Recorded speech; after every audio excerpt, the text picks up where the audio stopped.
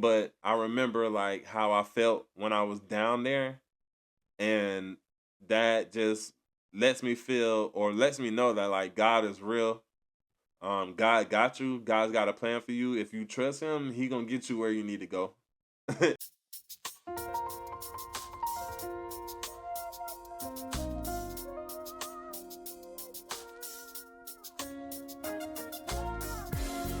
is the last episode. There's been a lot going on with me. A lot of fun. So let's get into the little bit of fun stuff before we get into today's episode, man. And today's episode is rightfully called Homecoming. We coming back home. We coming back where we started, man. We jumping back into what we supposed to be doing. And on the topic of homecoming, man, I had my what was this? I think this was my second official alumni homecoming from college, man. Last year I didn't go. I was coaching a basketball tournament with my team, so I wasn't able to participate in the festivities. But this year I was able to go, pull up, see some people, and enjoy what was going on. So Friday night, I got to kick it with my guys. Some of the guys I hadn't seen in a while. Some guys I hadn't seen since last year. And, we got a fellowship, eat, drink, hang out, do a little something, a little pregame before we stepped out or whatever. We stepped out Friday night. It was what it was. Everybody made it home safe and it was all good. Saturday was the main event. Saturday was where it was at. Saturday we had the tailgate, man. This was the first year I didn't have to do anything at all as far as prepping, buying anything, getting food, planning, logistics, none of that. I didn't have to do anything. This is my first year I can actually pull up and just enjoy the festivities, enjoy the people who are there, enjoy the music, and just vibe out as myself. So I pulled up with intentions just to have a good time, man. So we got there, me and my brother, some of the other guys we rode with, they pulled up kind of after we did. I guess they got lost along the way or whatever. But we pulled up and nobody was there. It was all the old heads. The tents was setting up. Looked like the grills was just smoking, and we were looking where the people at. Like all the hype from last year. Last year we heard everything was jumping, everything was jacked. Everything was the best homecoming we ever had, and we pulled up and nobody was there. So we fellowship. We make a couple laps or whatever. We see who's there. Speak to the old heads. Say what's up. It's been a while. Blase blah. I don't know what happened, but at some point I turned around and people started filing in, just coming in. People coming in droves. I keep turning around. I keep making laps, talking to people. Hey, what's up? Hadn't seen you in forever. Spinning back to get a little bit of food. Turn around. It's almost jacked in there. So the music is going. My pro fights is on the ones and twos. So, the music is jacked. I get out there. I do my little 1-2. And I look up again, and this thing is packed, y'all. Packed. If I could properly edit the episode, I might drop it on YouTube, wink, wink. And I'll put some footage on that because it was insane, man. It was just vibes everywhere. Unlimited vibes, like good positive vibes. Everybody was out there having a good time. Everybody was fellowshipping, having drinks, sharing joy, sharing time, sharing stories. Man, it was a time to be had at that tailgate, bro. If you did not come to FNU Tailgate 2025, you missed the vibe. I don't think it was as grand as it was last year, but it didn't need to be. It was right where it needed to be at. A smooth little vibe. They had a little trail ride music. I'm not a trail ride type guy. However, I was out there, trying to catch a vibe.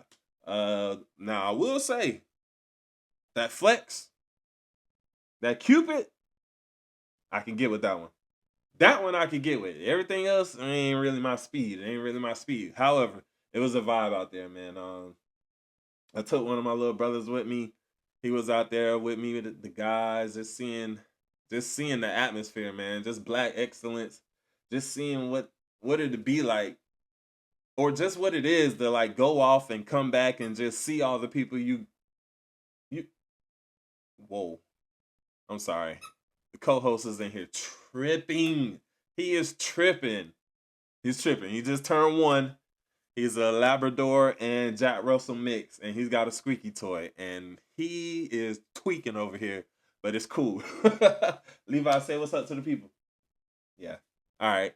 Oh yeah. So tailgate was cool. So some of my friends, we out there, we making vibes. What we doing after? All right, cool. That's gonna be the plan. We go to campus, go see some people, see if the game's going on, see who might have won or whatever. Just see who we could see. So we got out there, saw a couple other homeboys, chopped it up, and it was what it was. Saw a lot of good friends. So if I saw you out there, it was a pleasure seeing you. If I didn't, I'm sorry I didn't get to see you, but hopefully you enjoyed the vibe. So afterwards, we were supposed to go hang out with one of my LBs, one of my friends at his house. But my other brother just got into town, so we came to my spot. We chopped it up for a little while, and was tired. Not gonna lie, it was about 7 o'clock when I got home. It was about 12:30, 1 o'clock when I left. Tired. That's a full shift outside fellowshipping. Was tired. Couldn't make it in the chair. Slump. Couldn't do it. Could not do it, but it was a vibe either way. I was good with it. It was what it was. It didn't need to be too much more because I can't do too much. So Friday night vibe with the guys. Saturday out at the tailgate. Homecoming's a wrap. Homecoming's a wrap, man. I'm not undergrad. I'm not. All my boys wasn't there. There's no need to be doing all that. Going out back to back to back to back to back. That's just not me. That's not the person I am. And I'm glad all the boys wasn't there because I might have been peer pressure to do some partying that I didn't want to do. Maybe, maybe not. However, I did what I wanted, got home safely. My brother, all my friends, everybody else got home safely. So we did what we needed to do, man. Homecoming, success. Uh, Also, since then, as I mentioned last year, I wasn't able to participate because I had a basketball tournament out of town. This year, I was fortunate enough to be named as the All Star coach again for the City of Darlington Recreation Department for the 8 and under basketball group. So this year, the weekends played out to where I could participate, see my friends, and still be able to coach. So the following weekend, we had a tournament in Sumter, South Carolina. So that's about 45 minutes to an hour away, give or take. So we went to Sumter. It was a 5-team tournament, I believe. Yeah, 5-team tournament. We won our first game that put us automatically in the title game. And this year we weren't able to come away with the district title. Last year we placed second place. This year we placed second place. Unfortunately, in our district, that wasn't good enough to go to state. But being that our team was only 2 weeks old at the time, so we play a regular season game, a regular season with 4 teams. At the end of the season, we have all stars from each team represent each team, and then we go on and represent the city.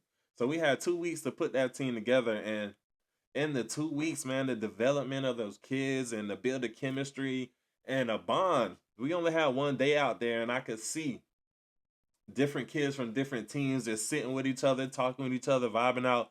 Granted, they might all go to the same school, be in classes together, already be friends outside of basketball, but we've been at each other's necks all season long. So to go from trying to give each other your best every time you saw each other in a basketball setting to now working with each other, learning each other's tendencies, learning what each other does the best, and being able to put that on the court and dominate. Our first game, we dominated in our first game together. Well, we had a scrimmage and it was what it was. But on our first official game, we dominated, and it gave us hope and momentum going to the next game. My thing about these tournaments is there is a bit of a lag time, and that there's time for kids to get distracted. And in that time, they leave the gym, they go off, they do whatever with their parents, and they may or may not stay focused. So if I'm able to coach next year, I know some of the minor adjustments I would make. And that was a note from me last year because we did go to state last year, and in one of the breaks in our state run, we had lunch. Kids got lazy. I feel like they just didn't perform to the best that they could. Granted, they're only 8. However, if they stayed locked in, I think we could have performed a little bit better. But at the end of the day, this was a brand new team. I only had one kid return as an All Star from last year because all the other players moved up. So he was 7 last year. This year he was 8. He was 7. Got that experience. He came back a dog all regular season. He happened to be on my team, so he was developed and coached through all this season and made the All Star team. Everybody else is brand spanking new. 8-year olds who didn't make the team last year, who got that experience and will now be able to move up and become dogs and increase their game. And the 6 and 7-year olds we might have had on our team from this year, they'll come back better next year, ready to play and ready to ball out. So all-Star Weekend 2025, man, and Sumter was amazing. I had a great time. The facility was beautiful. It was far better than I expected and far better gym that I've been in my adult life, honestly. Better than most high school gyms. Far better than our recreation department here. And this is a great facility, man. The people there were good. The leadership there was good. It was a good experience, man. So hopefully, like I said, excuse me, next year, like I said, if I am able to coach and if I am blessed enough to be the all-star coach at this age group again, we'll be back and ready to take it a step further, man. 2-time district runner-up, I could take that, but we got to get better and elevate. Otherwise, what we're doing, we're just coming second place. But that's just what that is. So yeah, man. Homecoming weekend success. All Star weekend success. Now we are into the Lent season. Now it's time to shut everything back down and get locked back in on exactly the things we're supposed to be doing. But quick shout out to God for keeping me covered, keeping my family covered, my support group covered, and I appreciate every opportunity He's given me to walk into a situation, walk back out a little bit better than I was before. And then now let's just talk about homecoming in general, man. In this episode, I'm gonna talk about my transition back to South Carolina after living in Houston for about 4 to 5 years. Um, I think that's one of the biggest faith steps I've taken in life. One of the biggest faith steps I've taken in life, and I figure that's a great story to share in this episode, man. Just a little bit about myself. I'm gonna give you guys a little bit about me, every bit, just so you guys know who you listen to, why you listening to them, and why you should engage on this journey to just giving God the glory He deserves. This is just me telling my story for His purpose. Hopefully, somebody can be influenced, encouraged, and empowered to be better. Just a little bit, man. I'm not perfect. I'm not trying to be perfect. I'm not sitting up here to be a preacher, but I'm also just out here trying to progress, man. So that's all it is. That's all we're here for. Some episodes there might be, all right, co-host. Some episodes there may or may not be a guest, and in those episodes, I'm gonna share something about myself, and that's gonna be quick story time. Otherwise, we're gonna have guests on to share their story, and maybe they can empower, educate, and then inspire somebody to just be a little bit better. Maybe it's somebody in your career field. Maybe it's somebody who has a trade that you have. Maybe it's somebody who has done or experienced some of the things you want to or have experienced, and they're just gonna come up here and share those experiences, man. Because life, I believe, is a bunch of shared experiences with people, and hopefully, prayerfully, the people you love, and that's where I'm trying to go with it, man. Just share some of my experiences, leave a legacy for me and mine, and just do my part to tell my story to give God His glory. So yeah, in January this year, it would have made 3 years since I've been back in South Carolina. Uh, it kind of flew by. Kind of feels a little bit longer than that. I remember vividly all the feelings that I was having coming back. So I moved to Houston to get out of South Carolina to find a better way, just to find a career path, just to find better opportunities that didn't present themselves in South Carolina. Hopefully transfer to a better school, just to be placed in spaces and giving opportunities that, like I said, I may not have gotten while living here. So yeah, Houston. My sister was living out there for work. Why not? Let's go ahead and place ourselves so when we do get this degree, we can go ahead and take off and do what we got to do. So yeah, moved in to Houston in 2019. Man, in 2019, and wow, yeah. So yeah, moved to Houston on a whim, on a prayer. His co-host is currently tearing his toy apart over here, and he's doing what he do. But yeah, moved out there on a whim, man. Had a couple bands in my pocket, and me and my brother, we decided we was gonna move with our sister, and was like, you know what, we gonna make it out there. You know, just trust God, and He gonna make a way. And I'd be doggone if we didn't make a way. Started off a little rough. Not really. You just move to a new city. You just trying to find a job, steady job, something that can provide for the things you need. And being that I just moved there wasn't much that I needed. Of course, staying with my siblings.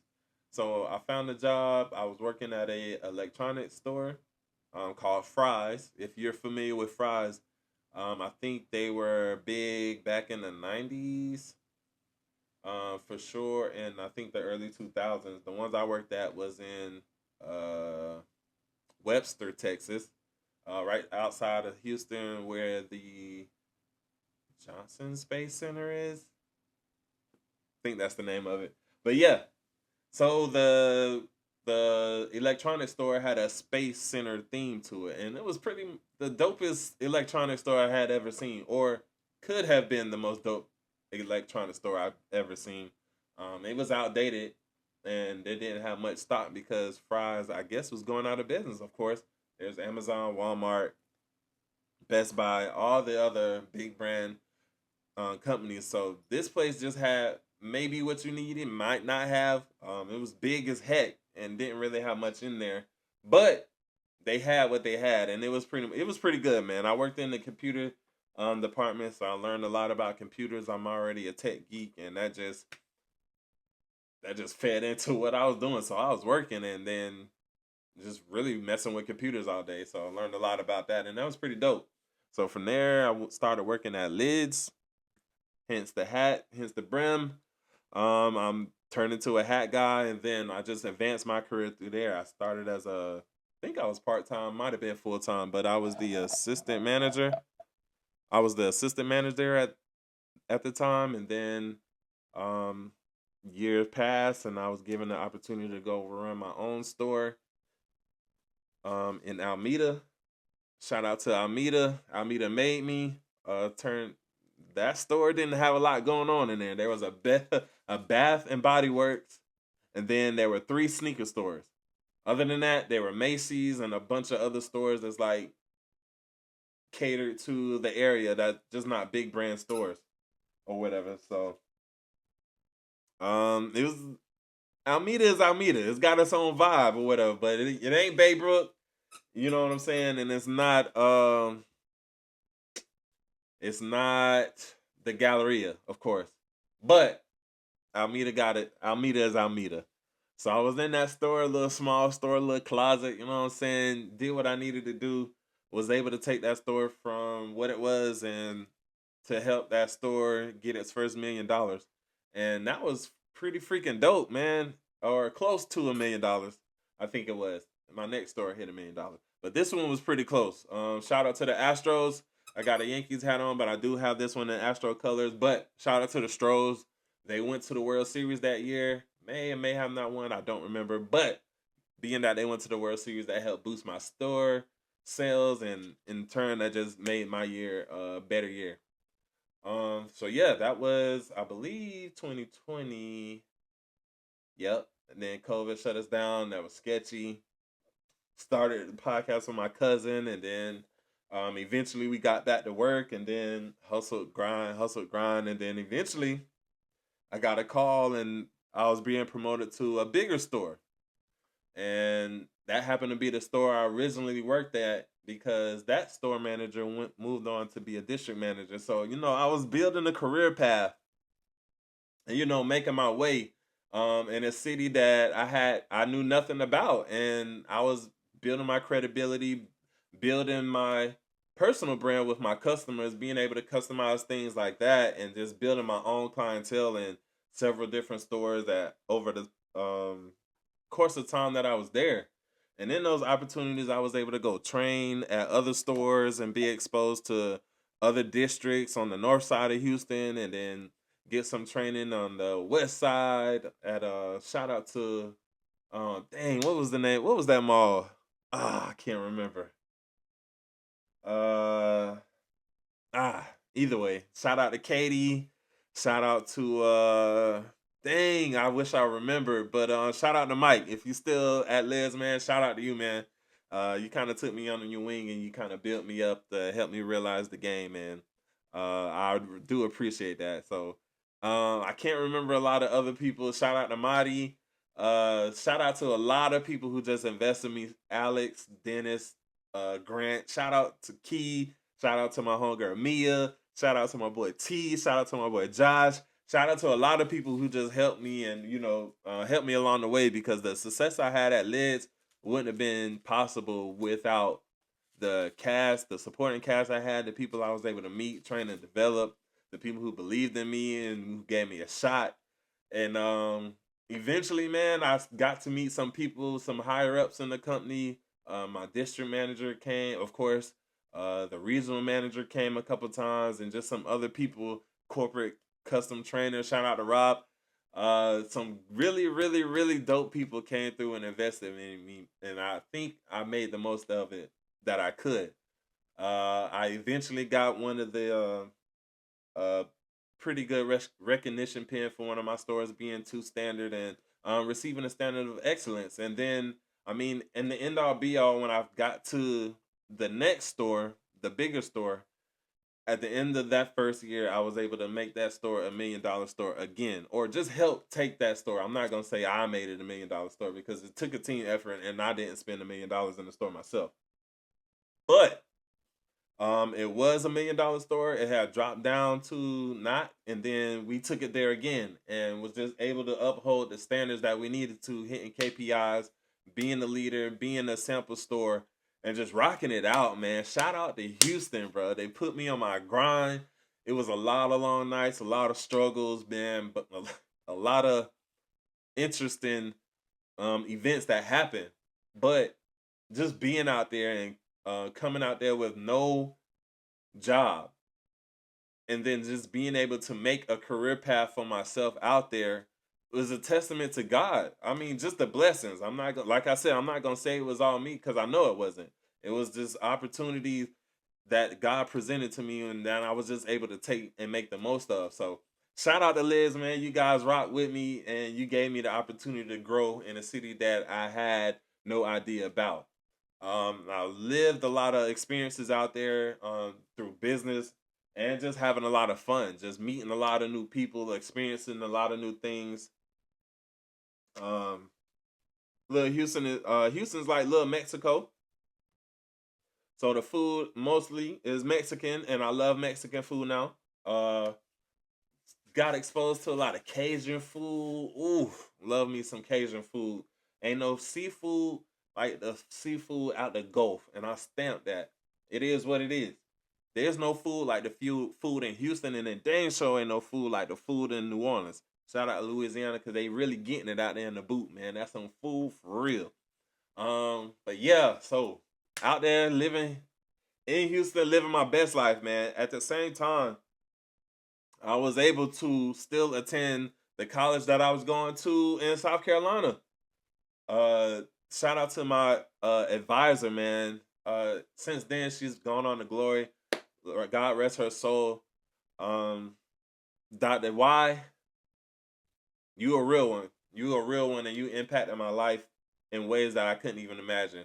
She was able to get me in some courses to where I can be online and still be a student, because some of the classes I needed at the time were offered online. So man, she kept me in. I needed to bump down to part time because I just couldn't handle moving and being a full-time student and trying to figure out what I was going to do in Houston. So I bumped down to part-time, then went back full-time. Then COVID happened. Then I had to stop because it was just too much. COVID, work, all the uncertainty. I was just like, I need a break from school. We opened back up. I was able to get back in school. God grace. My advisor, she was like, I don't know what else I can do to help you out, but I'm gonna get you in touch with the dean of the School of Business. So I'm just gonna connect you with him. Shout out to Dr. Hari. Look, she put me in his hands and he took it and ran with it. He was like, all right, I understand your situation. I'm gonna advise you and we gonna, make it do what it do. So, and still being out there, still not being here, I was still able to attend classes online for this school and pursue my degree. I was a double major at the time in business management with a focus in um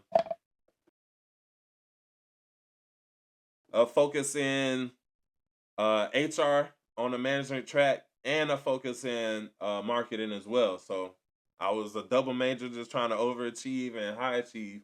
So, but your boy was getting it. So 2021 comes. I'm living my best life. I have a relationship that's going pretty well. We're traveling. We're doing a lot of things together. Works fine. School, I'm knocking it out. We getting to the end. I graduate in 2022. It's up there. It's stuck there. Boom. Advising sessions come up for the following semester in 2022. Advisor says, look, I can't do no more online courses from you. You've hit your senior class level courses, and you got to come in person to be able to take these classes. Of course, i.e. the capstone. Your capstone, you have to be in person to be able to do the project and present the project, so on and forth, so forth. So, boom. At this point, it's two more semesters left. It's two semesters left. It's two semesters left in college. I'm in Houston, and they just told me like, okay, so either you stay out there, do what you do, or you come back and get your degree. Come back. Uh, you, you said come back. Yeah, all your class is gonna be in person, and you gotta sit in class in order to be able to graduate. Man, man, talk about devastation. The place that I left to grow, to build, to be able to skyrocket and propel myself forward for when I do get this degree that I'm already in a market that I can flourish in. Come back, man. They took a lot of soul searching. I'm not gonna lie. I was like, man, I done got this far. I done built myself up. I got my podcast. I'm successful in the area that I'm in. I'm handling my business like I see where this track is gonna take me. Either it was that or sit down and go back to school, man. Ultimately, I decided to come finish my degree. So yeah, man, it took a lot of soul searching. I still had a lease in Houston when I moved. I still had a girlfriend. I still had a lot invested in Houston when I left. Fortunately, I was able to transfer my job to a city close to where my school was. It was about an hour and a half away. It was the only position they could give me that was comparable to the position I had, making close to the money that I was making. So long story short, it wasn't a position, it wasn't the money I was making, and it was far as heck from where I was staying and going to school. But it was what I had.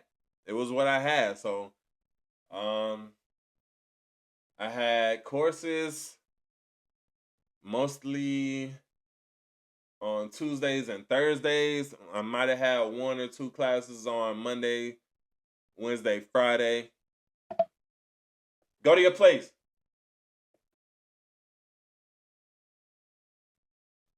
On Monday, Wednesday, Fridays, I might have had one or two classes. But yeah. So your boy was driving, had class on Monday, get out of class, go to work, an hour and a half away, come back an hour and a half away, get ready for class all day the next day. Got class Wednesday, get out of class, go to work, an hour and a half away, come back, got class the next day, all day, then got class the next morning, then go to work, an hour and a half away on Friday. I would stay up there close to that area with my father over the weekend so I can work Friday night, Saturday, and then Sunday, then come back and do it all over again. So yeah, driving back and forth for an hour and a half for a while, at least until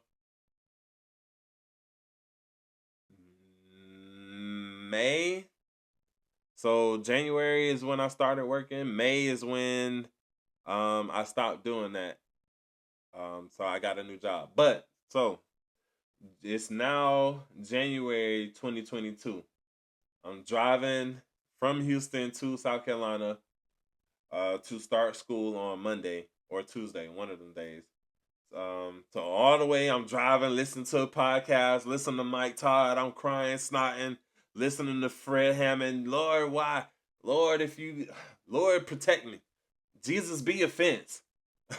Our Father. Lord, all of that, just crying and snotting. Like, man, I'm leaving everything I established to go chase a dream. Really, to just go chase a dream. Yeah. Yeah, man. Your boy was hurting. I drove 15, almost 16 hours, almost maybe 17 hours by myself from Houston to South Carolina. The night I got here, it was snowing apparently. Hadn't snowed here in a long time. And then I was supposed to come move with my brother. Things kind of fell through with that. So I went to school with a bunch of stuff in my car. And then, was eventually able to stay with some family members, some relatives for the time being. Uh yeah, man. It the decision to go back to school in 2017 was a decision with a face step within itself. I was going to leave management, go get my degree so I can become a more valuable manager so that I can excel throughout retail, eventually go corporate, yada, yada, yada. So in 2022 or 2021, in a new city, excelling in management in retail, moving up the ladder, I could see where my pattern was going. Even my district manager, we had talks like, "You sure this is what you want to do? Like, you're on a track here that take you where you places you didn't even know you could go." I mean, the company was sending me to the World Series for free. So like, yeah.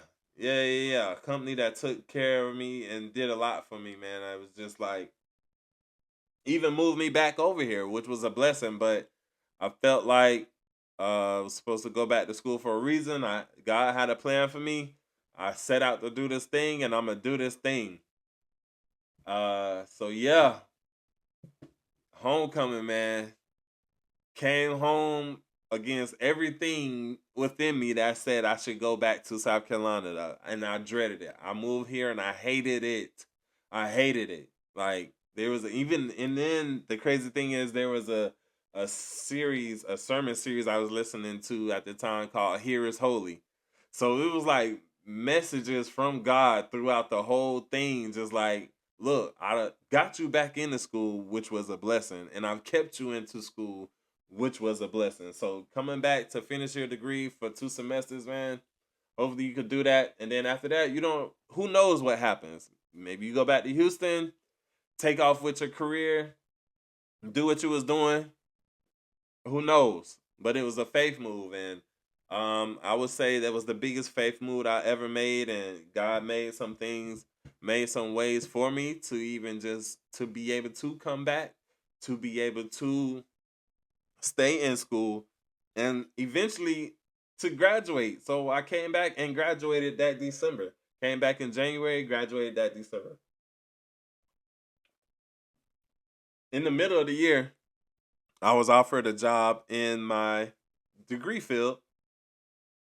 Mind you, I had not graduated yet. It was still in that semester. I was offered a job. My first semester of my senior year, I was offered a job in my career field, which happened to align with my school schedule. So I was working later in the afternoon so I can go to school all day long. Boom, bet. God made a way. He provided. Crazy thing is, I had another job offer at the time that paid a little bit more, but it wasn't in my field. So I was, which one do I take? So of course, eventually I took the route that was in my career field, and I don't regret that decision to that day. I'm still with that company. I've been able to stay with that company for almost 3 years now. I've been able to travel with that company and be promoted with that company, and I'm still learning and growing. So like they gave me a shot. I feel like God opens doors, and of course, He's orders your steps in the way that you should go. And if you trust Him, like He'll make a way for you. So I made that faith step to come back, leave everything I love, the best city I've ever lived in, and mind you, I'm an army brat, so I've lived a lot of places. But leaving that city where I made myself, I turned myself into a made man. Like I made a name for myself. Like I did what I needed to do off of nothing and came up and did a lot of stuff, bro. Just did a lot of different things, experienced a lot of different things, and to leave that and to come back to less than was hard. Like it was a pride check. Like I'm leaving the job where I'm making good money to step down, leaving my own crap to be on my own living situation to start living with somebody else. So like, and then I'm driving a whole hour and a half away to work every day. So like it was test after test after test. And all I could do was just trust God, trust God, trust God, and just have faith. I was mad. Let's not get that confused. I was mad, depressed. I felt some type of way. I was upset and I didn't want to make no friends. I didn't want to remember nothing. It's like, it's not that I had ill will against being here, but I felt like I had outgrown South Carolina. Like, there was nothing for me here. Of course, I have a child here. Yes. But other than that, like, there's no growth for me there. Turns out I was wrong. So God had a plan for me. Still here. 3 years later, with a company that's taking pretty good care of me so far. Just doing things and experiencing things and learning things since I've been here. I picked up a camera, just a little hobby that I seem to be pretty okay with.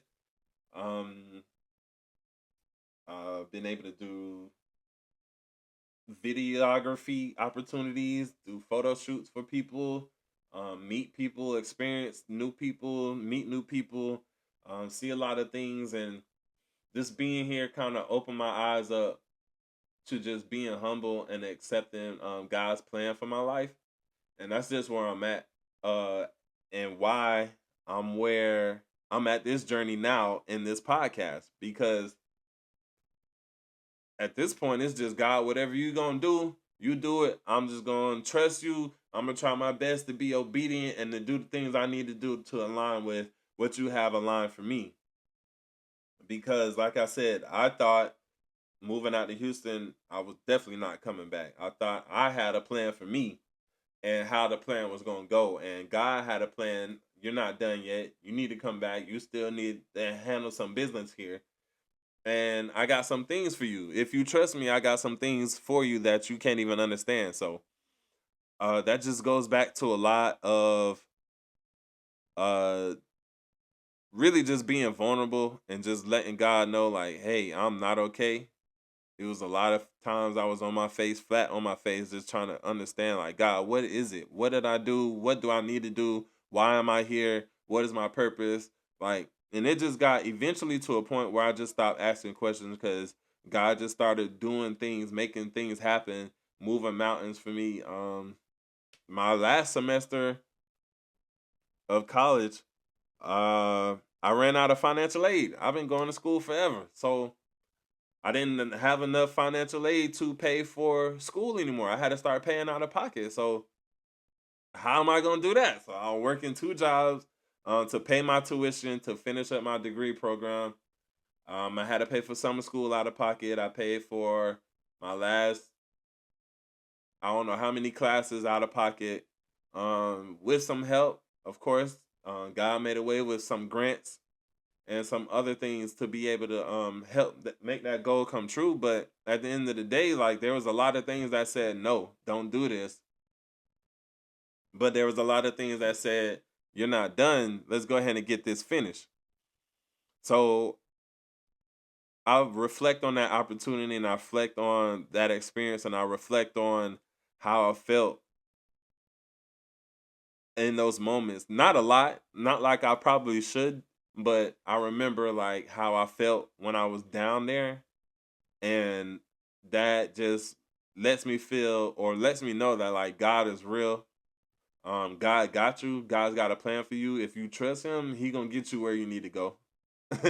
He got some stuff behind the door that you don't even know if you just go to that door and knock. If you just trust him enough to go to the door, even to just turn the knob a little bit, you'd be surprised what he opens up on the other side of that door. You really would. Um, and that's not even being in the place of where I am now, where I feel like in my spiritual journey. Like I was coming back around and just I was on my own journey in Christ. And I would say not as strong as it is now, but I'm thankful because just going through that just solidified my faith and just allowed me to trust God and to know like I don't need to have a plan because his plan is going to trump my plan anyway. Whatever he got for me is going to be for me, and whatever he's going to do regardless. So I'm at the point now where I'm just trusting God. Um, at the beginning of the year, I started a fast. I feel like that fast was to try to give God the sacrifice and the glory he deserves because of how my last year went. Last year was amazing, and we can get into that in another episode. And then now I'm in this Lent season just trying to understand what God has me or what God wants me to do, where God wants me to go, and who he wants me to be next. I still feel like, of course, and every day I'm going to feel like I owe him something because there's not enough thank yous I can give him for just the last 3 years after graduation. Not even the point up to graduation, not even the graduation itself. It was like a lot of stuff that's happened after graduation that I can be thankful for.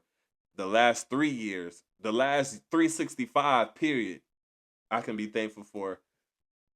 And I can see thank you 1,000 times a minute a day, and it still won't be enough to thank him for everything he's done for me. And that's why we're following this journey to just give God what he deserves, man. I'm still doing this afraid, but we feeling a little bit better because I feel like I'm walking in my calling and it's gonna be what it's gonna be. If it's one person that gets it, one person gets it. If it's more that get it, thank God, because the more people who can hear the story and really see the work that God is doing for people and really understand and really hear it from a place that they can understand and a place they can feel and ways they can relate, the better. Because uh, the world being wicked is gonna be wicked, man. I'm reading my Bible and I'm finding out like it's been wild.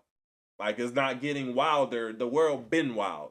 So the more people we can grow and grab and hold and to impact and to just let them know you're seen, you're okay. There's somebody who loves you unconditionally, somebody who will provide for you if you just give them your faith. And to know that you're not alone, man. Like I'm gonna share a lot of stories, man, from a lot of different perspectives, from a lot of different situations, and it's gonna hit somebody. It's gonna hit a lot of different people, man. People, hopefully, it hits some people from different backgrounds, different points of views, just anything. I've been through a lot, enough to share, and then I'm pretty sure the guests I'll have on have been through something that can help somebody as well, man. So I just wanted to share that homecoming story since we just came off a homecoming season for me.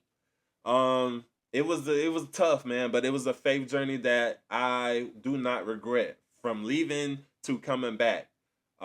It's been hard. God's still working on me through it. Um, am I completely happy with it? No, but am I happy in the way it turned out? Yes.